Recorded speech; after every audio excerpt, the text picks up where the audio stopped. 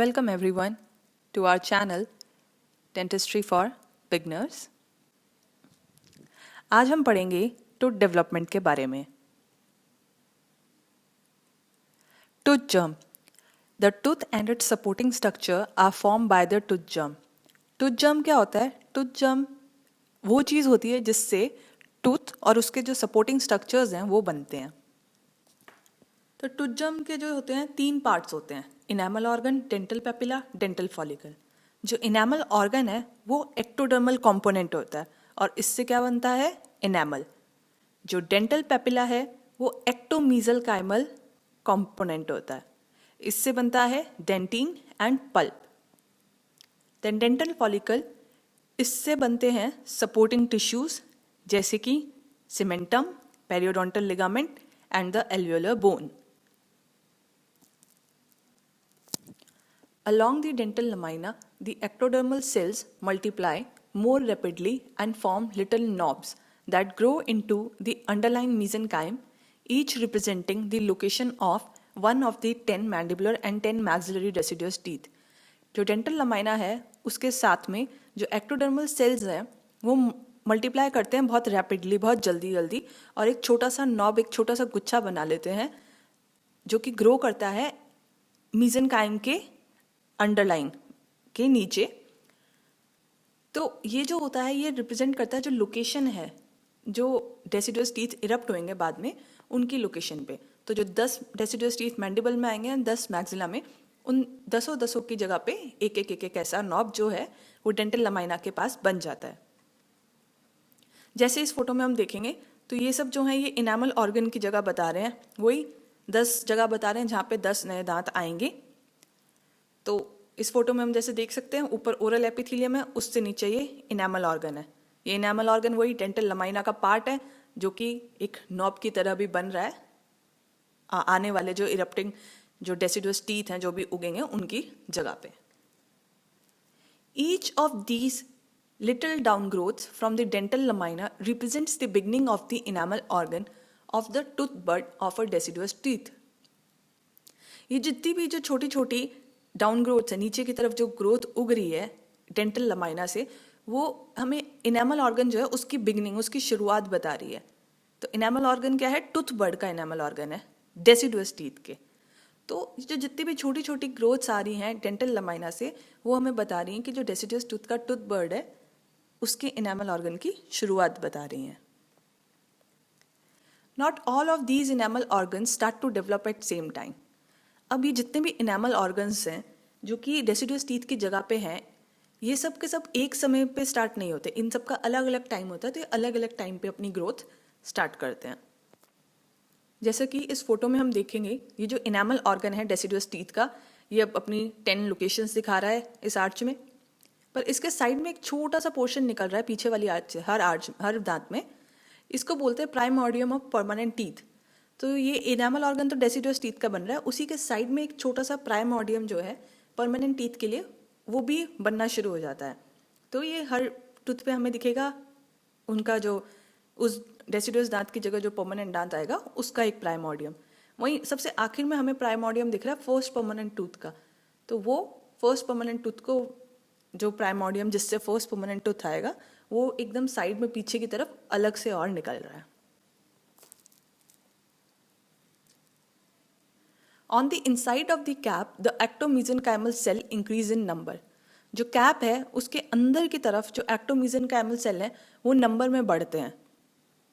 जो टिश्यू है appears more dense surrounding the mesenchyme and thus represent the beginning of dental papilla.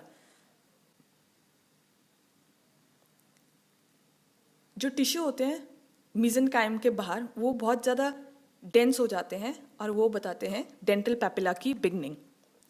अब हम इस फोटो में देखेंगे ये इनेमल ऑर्गन है। ये जो इनेमल ऑर्गन है इसकी जो शेप है वो एक कैप की तरह है। तो कैप की शेप के जो अंदर की तरफ वाले सेल हैं जो कि एक्टोमीजेनकाइमल सेल हैं वो अब नंबर में बढ़ेंगे। जैसे कि हमने पहली लाइन में बोला है कि on the inside of cap, मतलब कैप के अंदर की तरफ the ectomesenchymal cell increase in the number. जो एक्टोमीजेनकाइमल सेल हैं वो नंबर में बढ़ गए, मतलब उनकी नंबर बढ़ गया। Then the tissue appears more dense. ये वाला जो हिस्सा है ये बहुत ज़्यादा डेंस हो जाएगा देन द सराउंडिंग मीजेनकाइम। ये वाला जो हिस्सा है ये बहुत ज़्यादा घना हो जाएगा देन द सराउंडिंग मीजेनकाइम, जो कि है इनेमल ऑर्गन का। तो अब ये जो हिस्सा है ये बताएगा कि डेंटल पेपिला जो है वो बनना शुरू हो गया है। तो ये बिगनिंग ऑफ डेंटल पेपिला को बताएगा।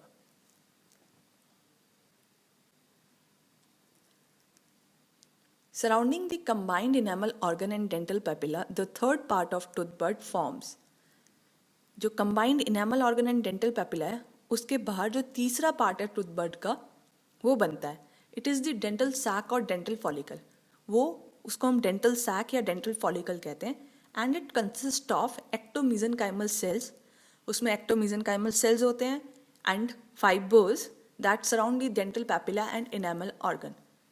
तो इस डेंटल सैक में एक्टोमीजेनकाइमल सेल्स होते हैं एंड फाइबर्स होती है जो कि घेरता है किसको, डेंटल पेपिला को एंड इनेमल ऑर्गन को। अब इस फोटो में हम देखेंगे वही इनेमल ऑर्गन दिख रहा है, डेंटल पेपिला दिख रहा है। अब इसके बाहर बनेगा डेंटल सैक या डेंटल फॉलिकल। तो ये जो बाहर का हिस्सा है इसको बोलेंगे डेंटल फॉलिकल या डेंटल सैक। तो ये क्या कर रहा है, enamel organ and dental papilla को घेर रहा है, सराउंड कर रहा है। The shape of the enamel organ continues to change. The depression occupied by the dental papilla deepens until the enamel organ assumes a shape resembling a bell. जो enamel organ है उसकी shape जो है वो बदलती रहती है। तो जो depression है occupied by dental papilla, तो enamel organ के खड्डे में बीच में जो dental papilla था जहाँ फंसा हुआ था, वो depression, वो जो खड्डा है वो और गहरा हो जाता है until the enamel organ assumes a shape resembling the bell. वो गहरा होता है तब तक जब तक इनेमल ऑर्गन जो है ऊपर वाला एक वो बेल शेप नहीं ले लेता। As this development takes place, जैसे जैसे ये डेवलपमेंट हो रही है वो बेल शेप ले रहा है enamel organ, the dental lamina which had thus far connected the enamel organ to the oral epithelium, तो जो डेंटल लमाइना जिसने कि इनेमल ऑर्गन को कनेक्ट कर रखा होता है ओरल एपिथेलियम से, becomes longer and thinner and finally breaks up, and the tooth bud loses its connection with the epithelium of the primitive oral cavity. तो ये क्या कह रहा है कि जो इनेमल ऑर्गन है ना उसकी शेप बदलती रहती है और जो उसके अंदर जो खड्डा था या डिप्रेशन था डेंटल पेपिला की वजह से वो और गहरा डीपन होता जाता है, जब तक जो इनेमल ऑर्गन होता है वो एक कैप की जगह एक बेल की शेप नहीं ले लेता। और जैसे जैसे ये सारी चीज़ें हो रही हैं, इनेमल ऑर्गन कैप बना फिर बेल की शेप ले रहा है, उसके साथ साथ क्या हो रहा है कि जो ऊपर से डेंटल लमाइना जो कि इस टूथ बड को और ऊपर ओरल एपिथेलियम को कनेक्ट करके रखा हुआ था वो लंबा हो जाता है, पतला हो जाता है और टूट जाता है। तो फाइनली क्या होता है, जो टूथ बड है वो ओरल एपिथेलियम जो उससे हट जाता है, कोई कनेक्शन नहीं रहता उसके बीच में। तो इधर हम देखेंगे नीचे टूथ बड दिख रहा है, इनेमल ऑर्गन है, डेंटल पेपिला है, ये कैप की जगह और गहरा हो गया है, नीचे आ गया है, और ये ऊपर डेंटल पेपिला दिख रहा है, छोटा सा भी कनेक्ट हो रखा है। तो ये जो है ये पूरा ब्रेक हो जाएगा, टूट जाएगा कनेक्शन, और ये दोनों ओरल एपिथेलियम और नीचे का टूथ बड है अलग हो जाएंगे।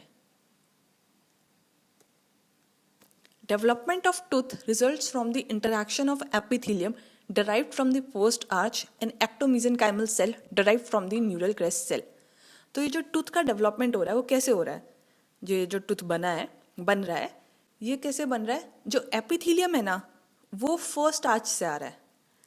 फर्स्ट आर्च किसकी, फेरेंजियल आर्चेस की फर्स्ट आर्च, एंड एक्टोमेसेनकाइमल सेल्स से आ रहा है जो कि कहाँ से आ रहे हैं, न्यूरल क्रेस्ट सेल से।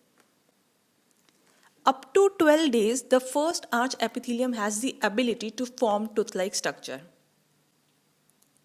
12 दिन तक जो फर्स्ट आर्च है ना अपनी फेरेंजियल आर्चेस वाली, उसका जो एपिथेलियम है उसके पास एबिलिटी रहती है कि वो टूथ के जैसा स्ट्रक्चर बनाए। 12 दिन के बाद this potential is transferred to neural crest cell. ये जो टूथ बनाने की पोटेंशियल है वो न्यूरल क्रेस्ट सेल पे ट्रांसफर हो जाती है। अब हम बात करेंगे डेवलपमेंटल स्टेजेस की। Although tooth development is a continuous process, it is divided into several morphologic stages for descriptive purposes. जो टूथ डेवलपमेंट है वो कंटिन्यूस होता जा रहा है, मतलब साथ के साथ होता जा रहा है, फिर भी उसको हम डिवाइड करते हैं मॉर्फोलॉजिक स्टेजेस में, ताकि हम उसे अच्छे से डिस्क्राइब कर सकें कि किस तरह हो रहा है. While the size and shape of individual teeth are different, they pass through similar stage of development.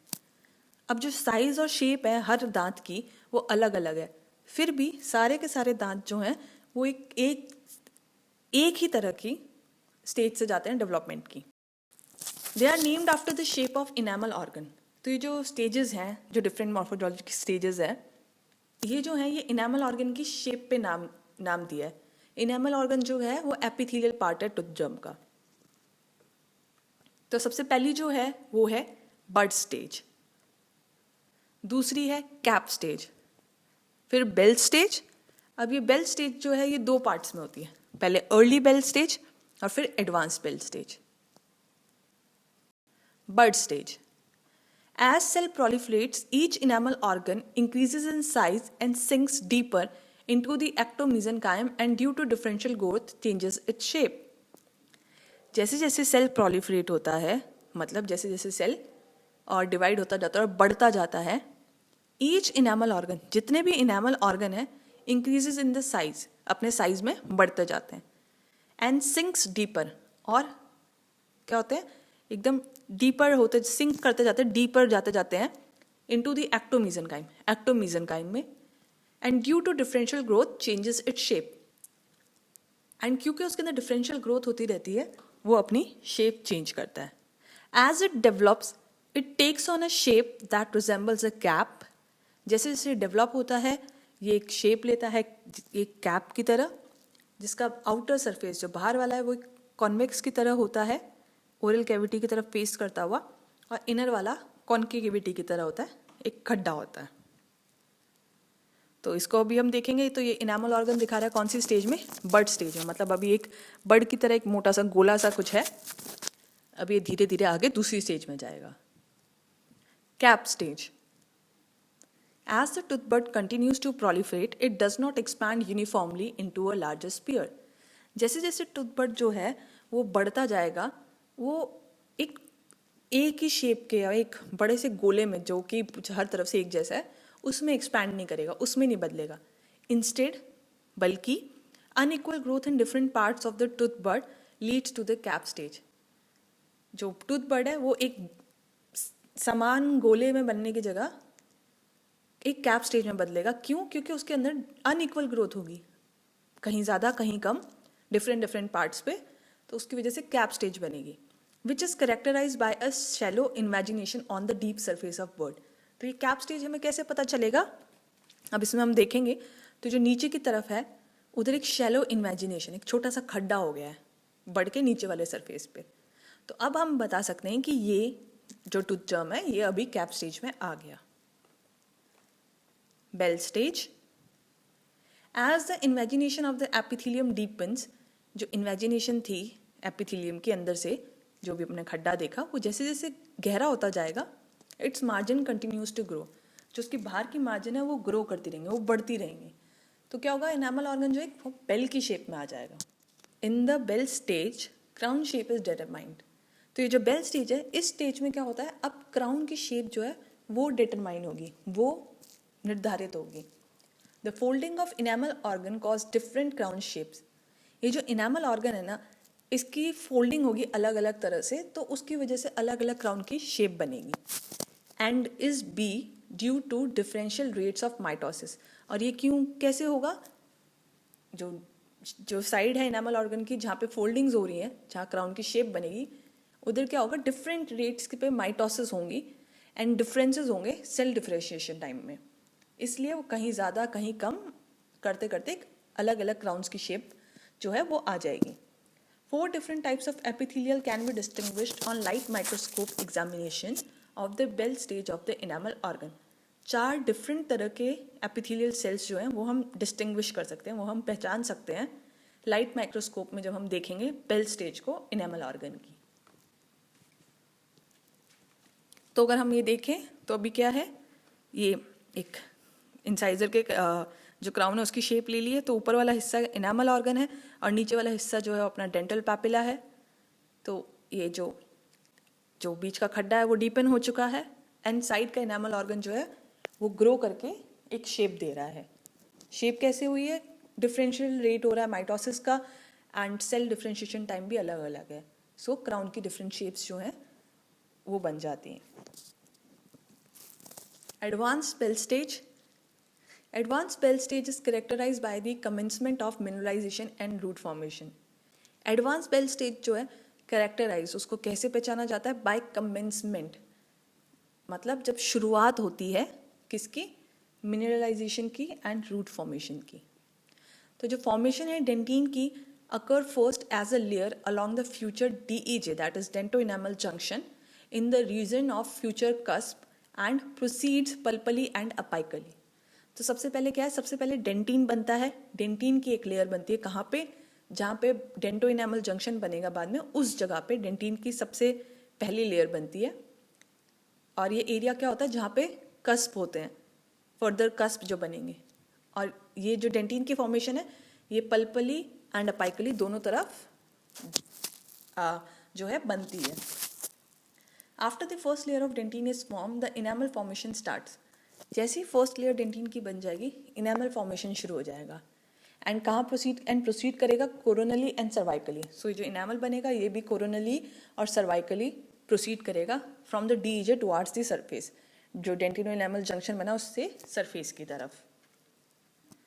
तो ये हो गया हमारा एडवांस बेल स्टेज. यहाँ हम दे सकते हैं डिफरेंट लेयर्स बन रही हैं इनेमल एंड डेंटिन. सो ये हो गया हमारा एडवांस बेल स्टेज.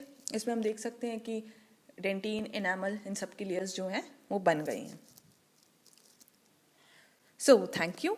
आज के टॉपिक में टूथ डेवलपमेंट के बारे में इतना ही था. इन सब को हम अलग अलग वीडियोस में डिस्कस करेंगे, अलग अलग टॉपिक लेके, ताकि आपको समझने में भी आसानी होए.